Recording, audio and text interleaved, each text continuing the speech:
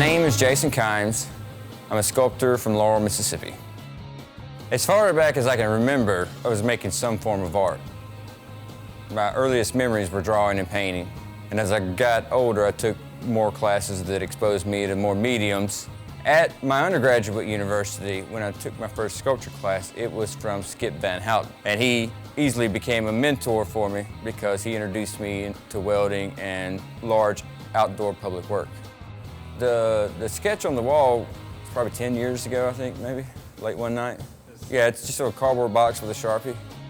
The sculpture I'm working on now, the large 10-foot hand behind me, is the second in a series that I've been focusing on parts of the body, specifically the hand, because of the mechanical aspect of it and the importance of it from an artist's point of view and from the society point of view, and how important it is in the development of what we can do with our hands physically.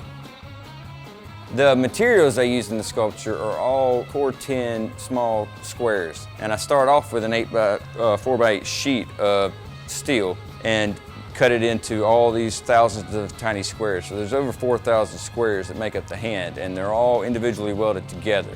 So they essentially, or make up a casting of the form, but instead of molten metal, it's thousands of pieces of small steel welded together. They go through here.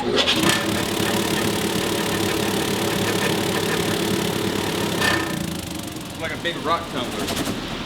One thing I've learned as I've gotten older as an artist is that I need to be more open to the creativity of the process.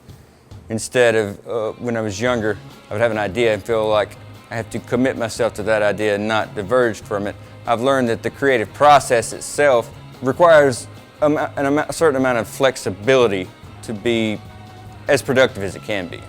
With that being the case, a sculpture or any project can evolve throughout the process of making it, because if you have an intention and find out halfway through that it's an impossibility, it's not something that can physically be done, then that's going to have to be addressed. So the same thing goes with your conceptual basis while you're working on something. If your ideas change as you're working on it, a successful or productive artist has the flexibility to work within that.